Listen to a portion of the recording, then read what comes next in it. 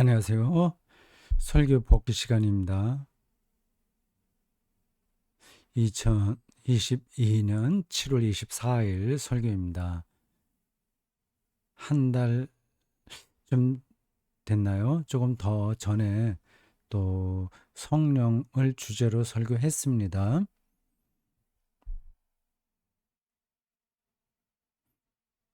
지금이 성령 강림 절기라서 본문이 그 주제와 연관된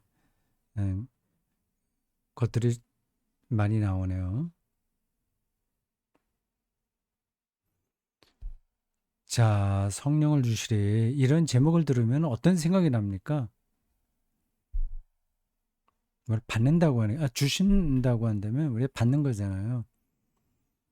그걸 실제로 뭐 이렇게 보이게 뭐 핸드폰을 주고 받고 하듯이 하는 건 아니죠. 하나님이 뭐 우리에게 그렇게 주겠습니까? 하나님이 말씀하신다는 그런 표현도 비슷한 겁니다. 우리처럼 성대가 있어서 이렇게 소리로 우리에게 말씀하시는 건 아니잖아요. 주신다는 말은 우리가 일상에서 어떤 물건을 주고받고 하는 차원이 아니라서 오해하기가 쉽습니다. 근데 제멋대로 내가 기도하다가 뭐 응답받았다, 뭐 성령 받았다, 성령 충만이다, 그런 얘기들을 제법 하지 않습니까? 음, 어, 좀 감정적으로 이렇게 고조된 상태가 이르면 성령 받았다고 얘기하고요. 그 경배와 찬양류의 집회에서 그런 일들이 좀 일어나요. 찬양을 그 대단히 은혜롭게 감정적으로 고전된 상태로 부르면서 그 찬양을 이끌어가는 사람들이 뭐 성령이 임하셨습니다. 뭐 성령을 달라고 기도합시다. 이렇게 저렇게 분위기를 띄우면 그 성령 받는 건가? 그렇게 생각합니다. 옛날에 그 부흥회에서는 그러한 일들이 더 노골적으로 벌어졌습니다. 부흥 강사들이 뭐 성령 받아라 이렇게 외치기도 하고요. 그러면 손을 들고 막 흔들면서 기도하면 뭐가 정말 임하는 것처럼 그렇게 포즈를 취합니다. 그러한 열광적인 상태를 우리가 무조건 배척할 건 아니지만 음, 그런 방식으로 성령이 임하는 나고만 생각하면 문제가 되는 거예요.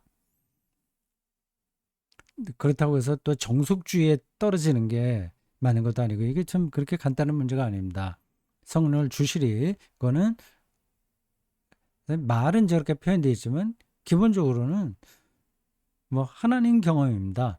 하나님 경험이 성령을 받는 거죠. 근데 헛되를 보고서 하나님을 받다 이런 얘기를 한다면 얼마나 우스꽝스럽겠어요. 제가 어, 오늘 설교하면서도 어떤 시인의 시를 잠깐 읽었어요. 종종 제가 시인들을 예로 드는데 시인들의 시 경험이 하나님 경험하고 매우 유사합니다. 그 현상이에요. 시가 하나님이라는 얘기가 아니라 시인들의 그 경험이 그리스도인들은 하나님 경험하고 비슷하게 나타나는 겁니다. 시인들만 아니라 예술가 뭐 그림 그리는 사람이나 음악 하는 사람들이나 마찬가지죠. 이제 그게 뭐, 뭐 요즘 뭐 표절 이야기가 가끔 나오는데 음악도 표절한다 그러잖아요. 근데 교묘한 거예요. 한 3분의 2 정도는 표절하고 3분의 1만 적당하게 이렇게 다르게 작곡해갖고 이게 내 곡이다. 그렇게 얘기하잖아요. 사실은 표절과 표절하는 것을 딱 정확하게 구분하기도 어렵긴 합니다. 하나님 경험도 그와 비슷합니다.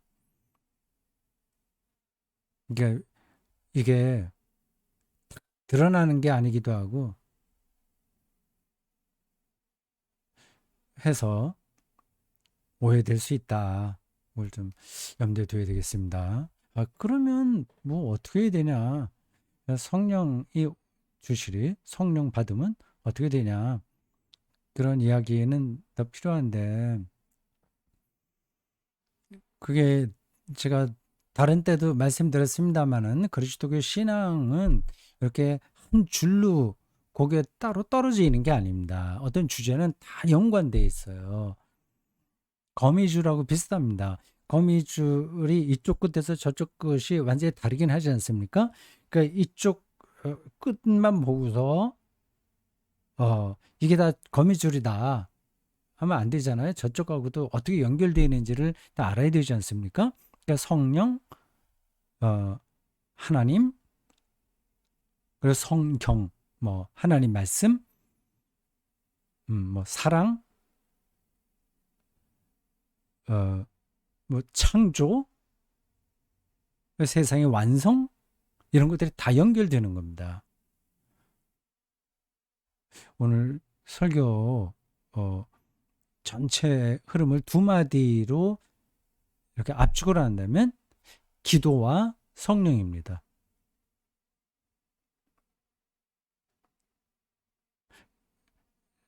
그러니까 전체는 기도에 대한 내용인데 끝 마무리에 성령을 주시리라는 그 구절이 들어갔어요. 근데 그 구절에 들어가지 않는다고 하더라도 당연히 성령과 연관되는 겁니다.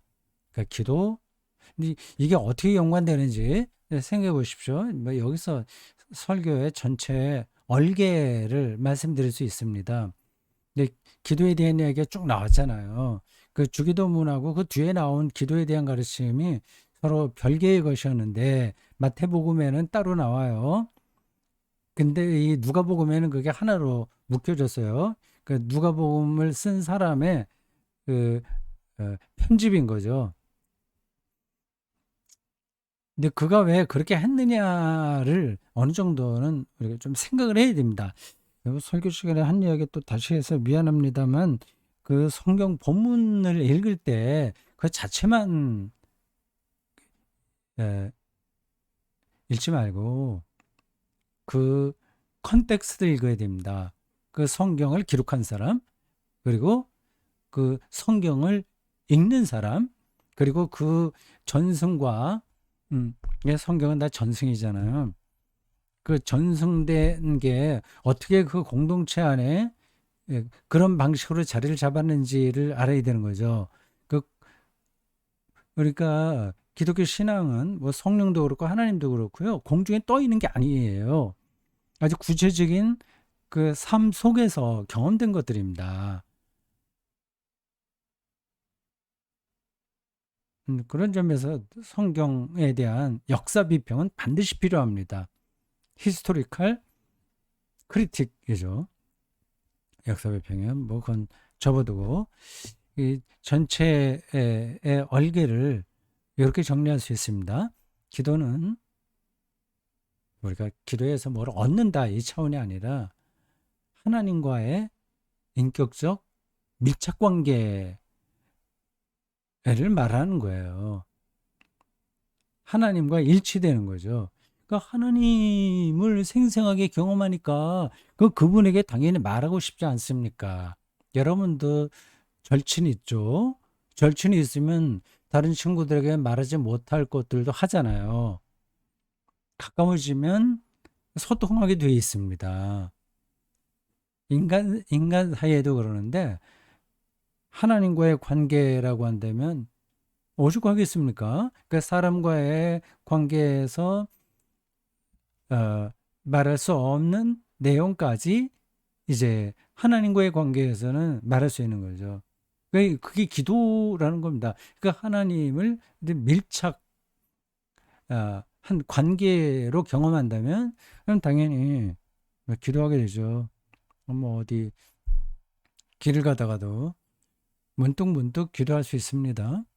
잠자리에서도 하루 일을 다 마치고 잠자리에 드는데 오늘 이 잠자리가 저의 마지막 순간일지도 모릅니다. 그러면 저를 지켜주십시오. 라든지 그런 기도를 당연히 드려야 되는 거죠. 하나님을 경험한 것만큼 기도합니다. 그 사람의 기도 내용을 보면 그가 하나님을 어떻게 경험했는지가 드러납니다. 기도에 그 사람의 영적 내공이 담겨 있는 거죠. 그러니까 기도는 하나님과의 밀착 관계에서 벌어지는 구원 사건이다. 제가 설교 시간에 그 정의를 내렸습니다. 하나님과 밀착 관계를 이룬다고 하는 것은 하나님과 사이에 막혔던 담이 무너진다는 거 아니에요. 하나님과 어떻게 이렇게 밀착할 수 있겠습니까? 그러니까 하나님과 막혔던 담이 무너질래 막혔던 담이 뭐예요? 그건 죄 아니겠습니까? 자기 집중, 자기 스스로 자기의 생명을 완성하려는 욕망. 근데 그런 것들이 없어져야만 하나님과의 관계가 성립되잖아요. 그러니까 한마디로 얘기하면 교만한 사람은 하나님과 관계를 맺을래야 맺을 수가 없습니다. 그러니까 자기를 숭배하고 있는데 자기가 절대화되는데 어떻게 하나님을 생각할 수 있겠어요? 들어올 수가 없죠. 하나님 경험이 가능하지가 않습니다. 그러니까 죄가 무너진다는 말도 오해하지 마십시오. 뭐 거짓말 한 번도 안 한다거나 실수하지 않는다. 그런 뜻이 아닙니다. 도덕적이고 파렴치한 일들 그런 거 하고 그걸 직접 연관시키시면 안 돼요. 뭐 그런 것들은 우리가 계속 잘못하는 것들은 뭐 고쳐 나가야 되는 거죠. 근데 그거 좀 고쳤다고 해서 그 사람이 죄와 관계없냐? 그렇지 않습니다. 사람은 오히려 세련된 방식으로 교만한 거예요. 나는 그래도 이 정도 살았으면 괜찮지. 저 사람보다는 내가 좀 낫지. 뭐 이게 죄입니다. 근데 그게 이제 허물어져야 하나님과의 관계가 성립되지 않습니까? 그 이제 생명을 얻는 건데 거기에 그런 일을 어떻게 하냐? 자기가 의지적으로 노력해서 가능하냐? 뭐 그런 의지와 노력도 필요하겠죠. 우리 그리스도인들은 성령이 그 일을 아신다고 얘기하는 겁니다. 생명의 영이요. 그건 뒤에 가면 더 나올 테니까 그때 더 보도록 하십시다. 그래서 기도, 하나님과의 밀착 관계, 죄로부터의 해방, 그리고 성령 이렇게 연결되는 겁니다. 그 네 단어를 연결해서 생각해 보십시오. 기도, 하나님과의 밀착 혹은 일치, 그리고 죄로부터의 해방, 그리고 생명의 영인 성령 이게 다 연결되는 거죠. 그 흐름 속에서 이해를 해야 됩니다.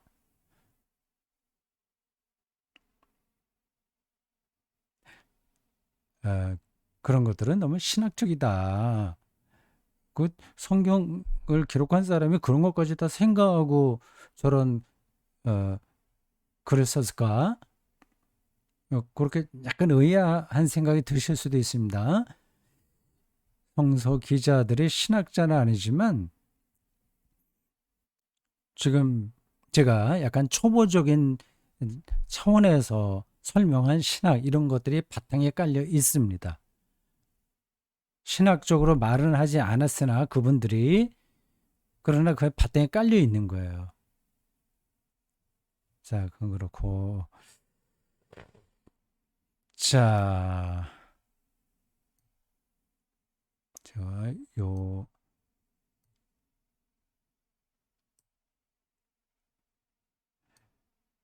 한글 파일을 다시 앞으로 꺼내서 봐야 되겠습니다. 쭉 가서 빨간 글씨로 된 부분을 조금 더 보충하는 겁니다. 기도 냉소주의와 기도 열광주의가 있어요. 냉소주의, 이게 지성인들에게 많이 나타나는 겁니다. 기도, 이건 뭐 정신적으로 약한 사람들이나 하는 일이야. 뭐 이런 식인 거죠. 기도하지 않아도 나는 뭐 얼마든지 살 수 있어. 살 수 있죠. 뭐 왜 못 살겠어요. 뭐 도박하면서도 그냥 비유적으로, 예, 도박에 빠져 있으면서도 그건 사는 건 사는 겁니다. 조폭 세계 들어가서 사는 건 사는 거예요. 사는 거에 누구나 못 살겠습니까? 근데 기도의 그 세계를 전혀 부정하는 게 그래 잘난 건 아니에요. 자기가 모르고 있는 것 뿐이죠. 그럼 솔직하게, 나 그건 잘 몰라서 참 좀 안타깝다, 이런 정도로 생각해야지. 그 기도하는 사람들은 뭔가 부족한 사람이야. 그러니까 자신감이 없는 사람이야. 이렇게 본다면 그 정말 괜찮은 걸까요? 저는 그게 교만이라고 생각합니다. 잘 모르면서 그걸 폄훼하는 거죠. 열광주의도 마찬가지예요. 이게 매달리는 건데, 뭐 기도가 우리의 무의식에서 작용하는 심리적 치유 뭐 이런 건 아니잖아요. 안 되면 되게 하라라든지 자기 긍정, 뭐 그런 차원은 전혀 아니지 않습니까? 네, 이러한 냉소주의와 열광주의에서 벗어나야 되는데 이제 기도에 대한 오해가 있어요. 기도의 본질이 뭐냐? 그거는 앞에서 말씀드렸습니다. 인격적 관계라고 했어요. 그 하나님과의 밀접한, 예, 인격 관계가 우리에게 얼마나 중요하냐 하는 것을 오늘 설교에 잠깐 이렇게 간접적으로 말씀드렸습니다.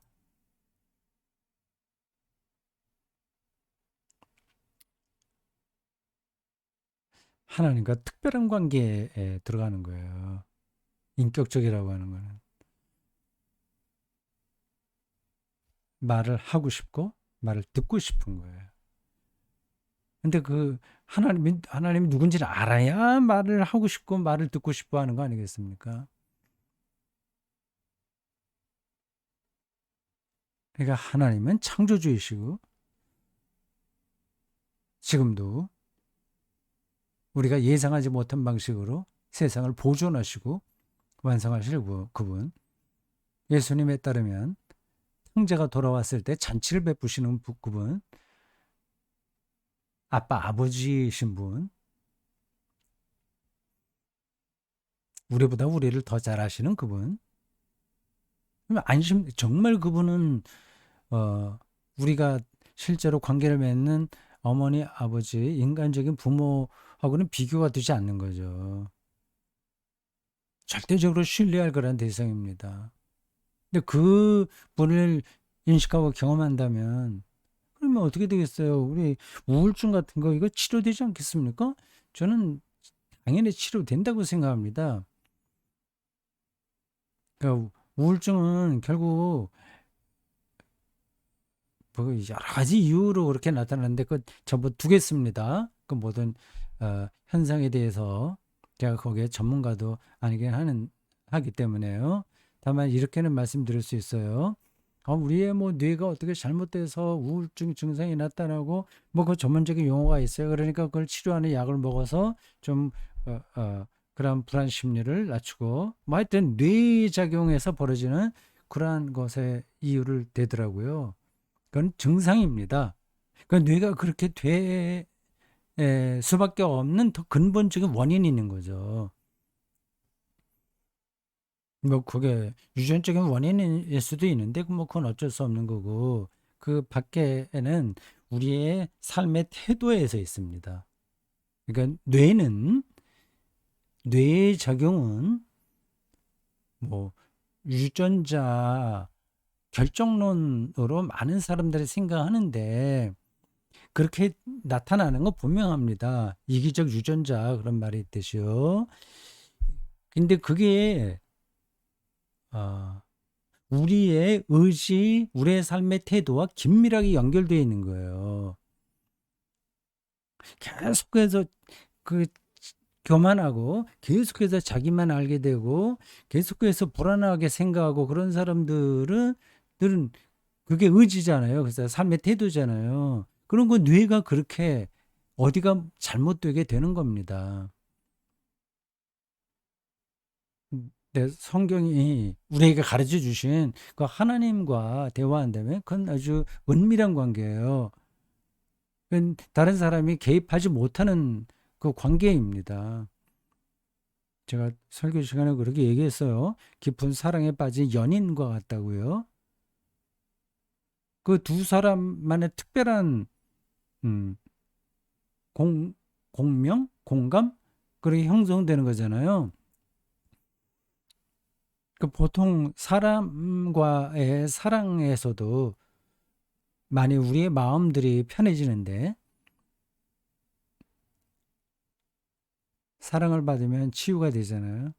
근데 하나님과 사랑에 빠졌다면 우울증 그 치료되지 않겠습니까?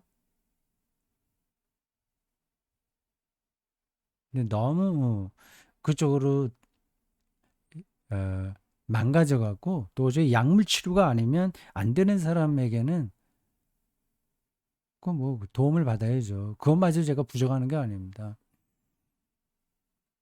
근데 너무 그쪽으로만 치우쳐 버렸으니까 툭 하면 약 먹고 약은 먹긴 먹어야죠. 근데 거기에 의존해 버리는 거죠.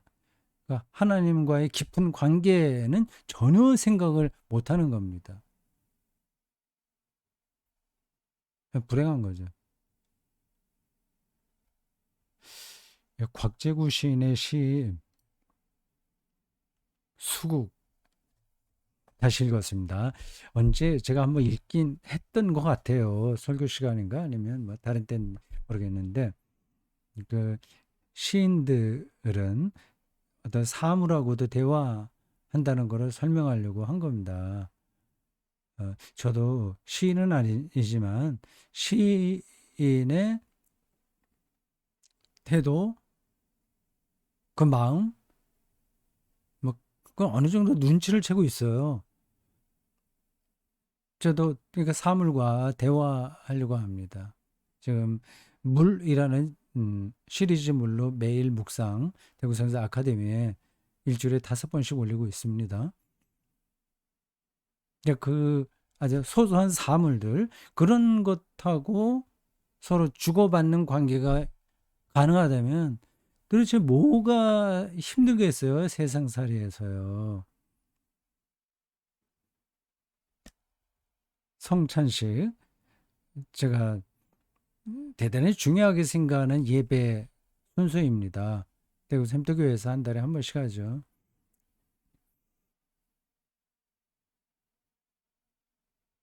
로마 가톨릭 교회, 정교회, 그리고 성공회, 또 루터교회 이런 데서는 성찬식을 더 어, 소중하게 생각합니다. 매주 합니다. 성찬식이 없는 미사나 예배는 그들에게 불가능한 거예요. 그러니까 말이 되지 않는 겁니다. 성찬식이 곧 예배입니다. 어떻게 보면 그런 것들을 형식주의라고 사람들이 생각할 텐데 안 그렇습니다. 내용은 형식에 담긴다는 말이 있잖아요. 그러니까 형식이 바르게 되면 거기 그 안에 어, 내용도 담기는 겁니다. 성찬식 할 때 빵과 포도주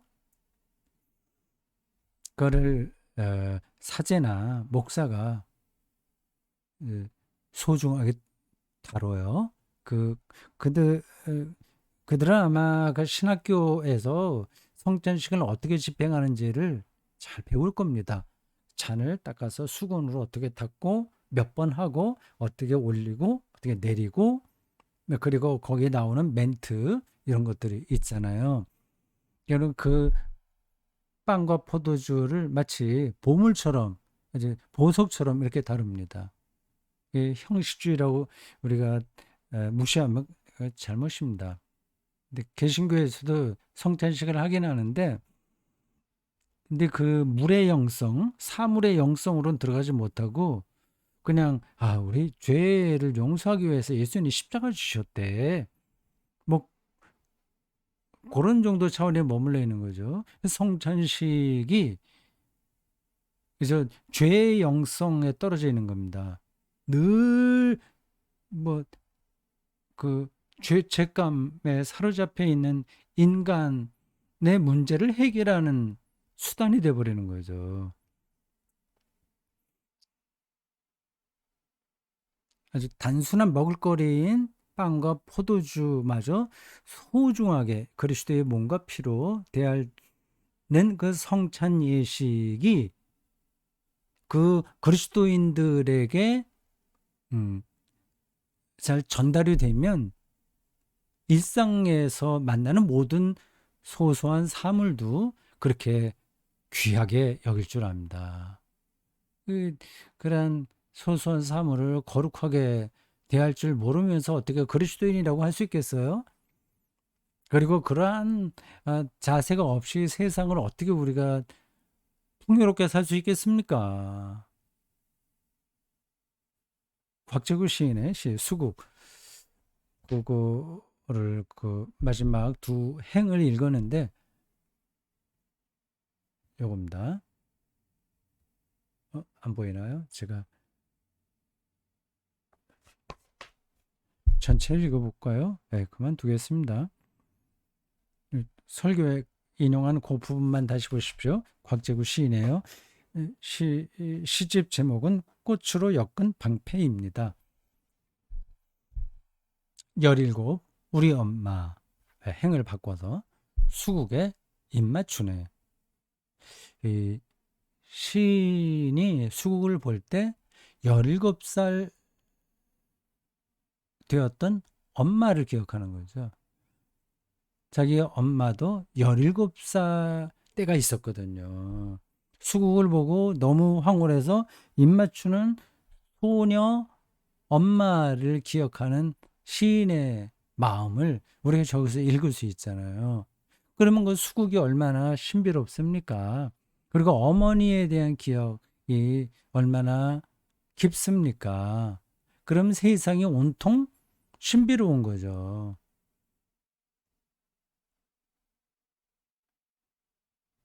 시인들도 일상에서 이런 경험을 하는데 우리는 하나님을 얘기하지 않습니까? 하나님과 관계가 저 정도 되냐? 응? 수국을 보고 시인이 17 우리 엄마 수국에 입맞추네 그러한 식구가 나올 정도로 우리가 하나님과 친밀한 관계를 맺고 있느냐 하는 거죠.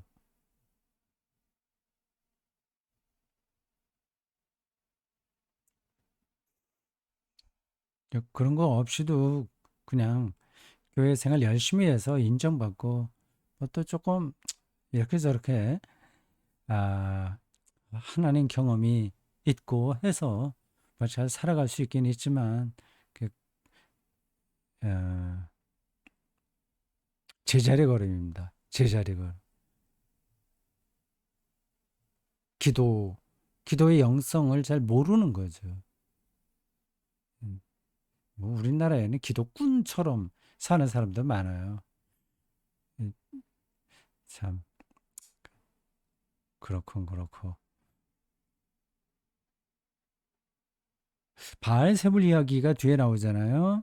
여기 기도에 대한 이야기가 나오다가 기도 그 본문 마지막 13절에 성령을 주시지 않겠느냐 하고 이어서 바알세불 이야기 나오고요. 뭐 더러운 귀신 이야기에 이어져요. 연관되는 그런 흐름들입니다.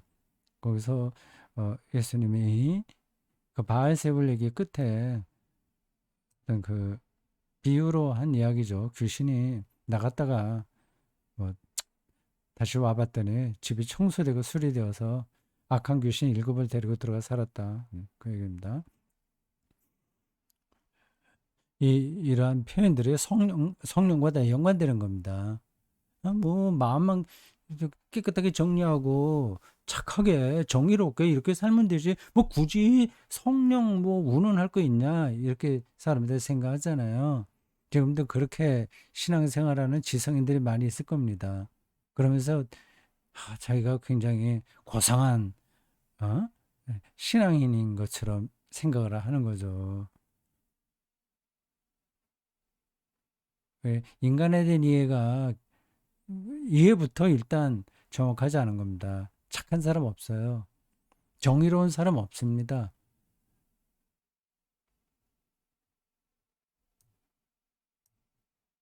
상대적인 것뿐이죠.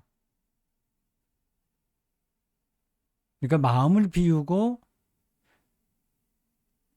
그냥 착하게 살면 되지 않냐 생각했던 당시의 사람들을 향해서 그거 아니다.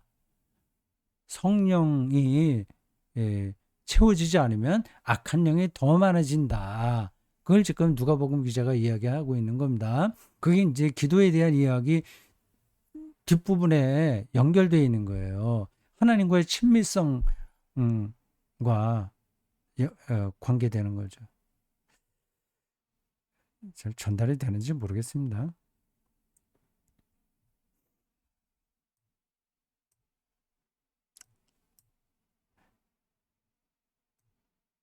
여기 빨간 줄로 친 거 잠깐 보십시오. 이처럼 삶을 충실하고 즐겁게 살아가는 사람에게도 성경이 말하는 성령이 필요할까요? 이렇게 질문했습니다.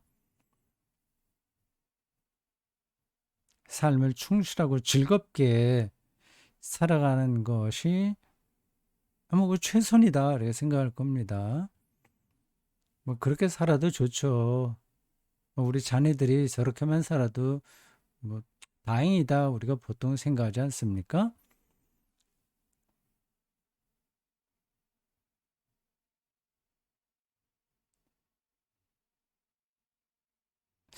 그리스도교 신앙은 그건 아닙니다.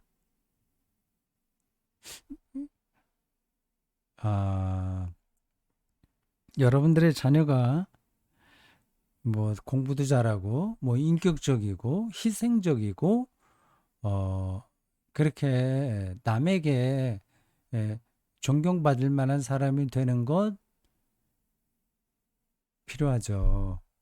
그걸 나쁘다고 말하는 건 아닙니다. 근데 그게 우리 그리스도인의 삶의 목표가 아니라는 사실만은 알고 계셔야 돼요. 이렇게 말하면서 조금 아, 오해될 수 있겠다는 생각이 드네요.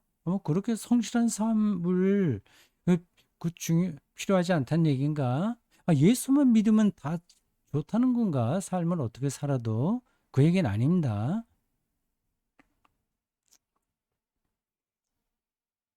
그리스도인은 다른 사람 볼 때 충실하고 즐겁게 사는 것을 목표로 하는 게 아니라는 거죠. 그리고 사람들이 판단하고 있는 그 즐겁고 충실하게 사는 삶이 그래 별것도 아닙니다, 사실.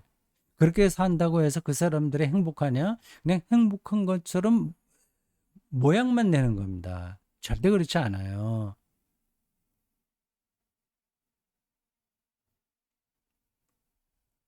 하여튼 뭐 이런 건 제가 아무리 말씀드려도 귀에 남지 않을 수 있습니다. 성령이 반드시 필요합니다. 시인들에게 시심이 필요하듯이 또 시마라는 표현도 하더라고요. 시마가 오기를 바란다. 시인들의 그 절규가 있어요. 시인들이 착하게 살려고 시를 쓰는 게 아닙니다. 다른 사람이 볼 때 모범적으로 살려고 시를 쓰는 게 아니에요. 그거는 시인이 되든 안 되든 그렇게 살면 좋아요.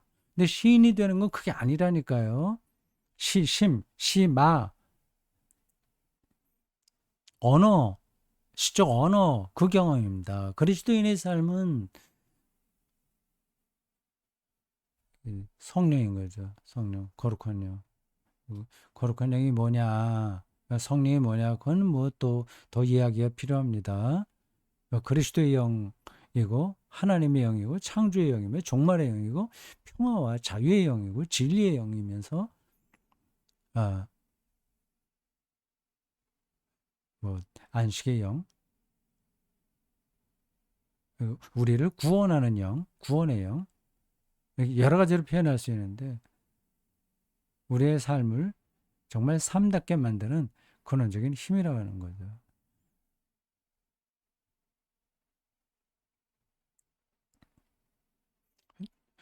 죽음 문제를 이야기하다가 제 은퇴 하는 거 잠깐 비유적으로 설명했습니다. 그 은퇴한다는 건 제 삶에서 그렇게 중요한 게 아닌 겁니다. 그러니까 의자에 앉아서 편안하게 밥을 먹다가 이제 바닥에 앉아서 먹는 정도의 차이. 뭐 어떻게 먹더라도 밥을 먹으면 되는 거잖아요. 승용차를 타고 다니다가 이제 자전거를 타거나 걷는 것처럼 그런 차이예요. 그러니까 이렇게 움직이면 되는 거죠. 뭐 꼭 빨리만 가야 되는 게 아니지 않습니까? 그 은퇴 전이나 후나 저에게 가장 중요한 것은 죽음 준비다. 핵심적으로요. 그럼 뭐 저만이 아니라 여러분도 마찬가지인 거죠. 예. 좀 고급스러운 럭셔리한 그런 집에서 살든지 조금 누추한 집에 살든지 그게 뭐 결정적이지 않죠. 뭐 그건 여러분들 뭐 다 아는 이야기입니다. 제가 가끔 설교하다가 이거 뭐 다 아는 얘기를 내가 자꾸만 이렇게 뭐 잔소리하듯이 하는 거 아닌가 하는 걱정도 좀 들긴 해요. 뭐 다 알고 있지만 또 그걸 이제 생각 안 하니까 그럴 때 이제 제가 한번 생각해 보시라 그런 정도 도움을 드리는 겁니다. 일종의 죽비라고 할까요? 죽비 아시죠? 저도 뭐 대단한 영성가는 아닌데 그래도 교회에서 평생 살았으니까 성경과 신학에 살았으니까 방향이 어떻다고 하는 걸 알기에 약간 졸고 계신 분들에게 죽비를 이렇게 어깨에다 툭툭 치는 거잖아요. 그렇게 하는 거죠. 대단한 건 아닙니다. 여러분들이 뭐 제 설교를 듣지 않아도 다 아는 내용이에요. 죽음 준비인데 죽음 준비는 그 삶의 준비입니다. 죽음과 삶은 같이 가는 거예요. 지금 현재 여기서 잘 살기 위해서라도 죽음을 준비해야 되는 거죠. 결국은 이제 그 문을 통과해야 되는데 그 문을 편안하게 이미 통과했다는 그런 아, 확신, 신뢰, 그런 믿음이 있다면 지금 삶을 어떻게 살겠어요? 그제서야 이제 마지막에 그래 얘기했죠. 노래하고 춤추듯이 기쁘고 자유롭게 사는 거 아니겠습니까? 당연한 거 아니겠어요. 그래서 죽음을 제가 설교 시간에 종종 말하는데 그 얘기하면서도 교회 오면 좀 재밌는 얘기 하지. 그리고 좀 아, 뭐, 복 받는 이야기라도 하든지, 그렇지 않아도 세상살이가 그런데, 그 아니면 정의를 위해서 투쟁하는 뭐 그런 얘기를 하든지, 도덕적으로 좀 우리가 세상을 변화시키자 그런 얘기를 하든지 하지, 뭐, 죽음에 대한 얘기를 너무 많이 한다. 그래 생각하는 분들이 계실 겁니다. 근데 제가 죽음을 얘기하려고 하는 게 아니에요. 죽음을 이야기하긴 하지만 그건 생명을 이야기하는 겁니다. 그리고 성경은 다 그걸 말하고 있어요. 보세요. 모든 성경 내용들은 다 거기에 연관되는 겁니다. 구원 문제도 다 죽음과 연관돼요. 복 받는 이야기도 뭐 가난한 자가 복이 있다는 얘기도 사실은 죽음하고 다 연관되는 거죠. 구원받는다는 것 자체가 죽음과 죄로부터 벗어나는 거잖아요. 그러니까 죄와 죽음이 뭔지를 알아야 구원도 아는 거죠.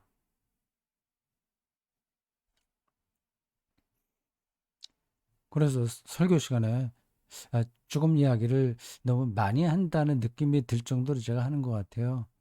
근데 뭐 여러분들 너무 걱정하지 마십시오. 제가 뭐 죽음 예찬론자도 아니고 숙명주의자도 아니고 그게 우리 빼도 박도 못하는 실존이니까 그걸 딛고 일어서자. 성경 전체가 그 문제를 에, 우리에게 제시하고 있다. 뭐 그런 겁니다.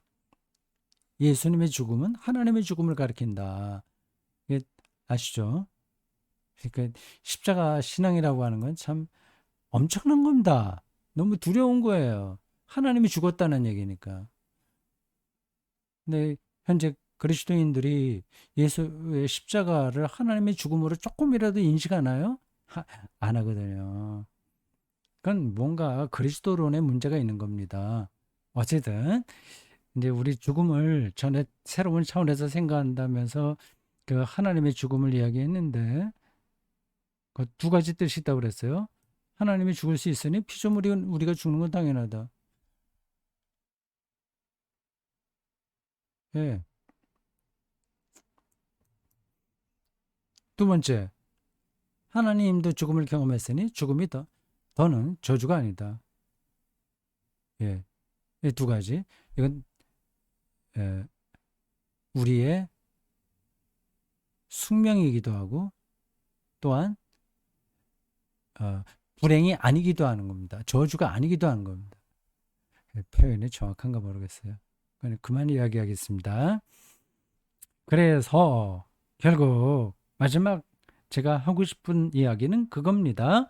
기도하는 건 하나님과 인격적인 긴밀한 상태에 들어가는 거고 그 긴밀한 하나님과의 관계는 죄와 죽음으로부터의 해방이며 그 해방을 성령이 하시니 이제 우리 그리스도인들은 성령을 통해서 이미 생명 충만에 들어간 거다. 죽음이 극복된 게 생명 충만입니다.